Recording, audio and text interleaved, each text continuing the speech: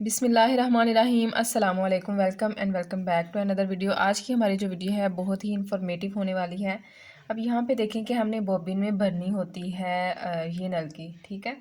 तो ये धागा जब हमने भरना होता है तो हम क्या करते हैं, या तो हम इसमें धागा भरते हैं, इस तरह से इसको फिल करते हैं, ठीक है। धागा फिल किया और किसी इस तरह से ये कोई पिन ले लें या कोई भी चीज़ ले लें, तो हम इसको ना इस तरह से, ये जो व्हील होता है ना, ये देखें व्हील के ऊपर रख के ना इस तरह से जो है वो धागा, ये देखें,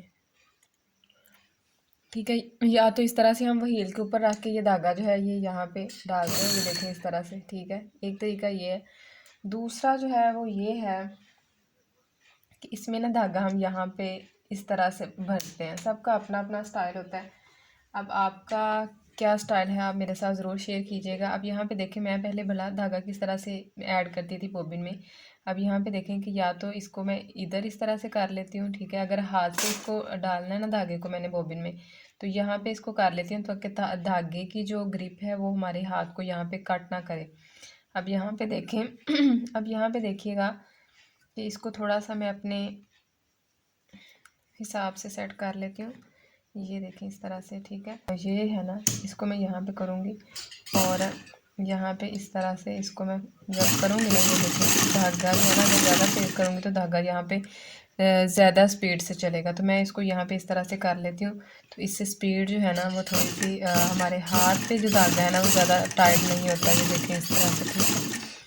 अब मैं एक तरीका और यूज़ करती हूँ और वो ये है कि ये देखें इस तरह से, ये जो स्विंग वाइपर होता है इसको हम ले लें, या कोई भी और टूल आपके पास है उसको आप ले लें, या कोई पेंसिल ले लें। तो इसकी मदद से भी जो है वो हम धागा यहाँ पे डाल सकते हैं।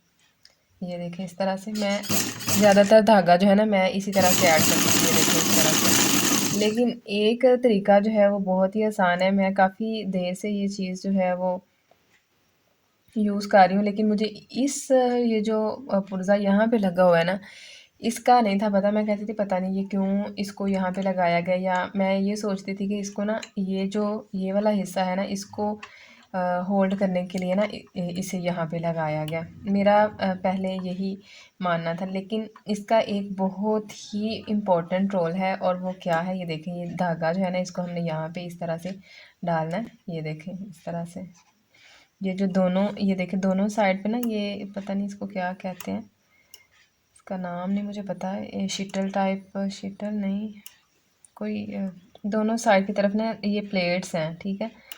तो दोनों प्लेट्स की बैक साइड की तरफ, ये देखें दोनों प्लेट्स के बैक साइड की तरफ धागा हमने इस तरह से करना है। और अब यहाँ पे देखिएगा, इसको हम यहाँ पे करेंगे।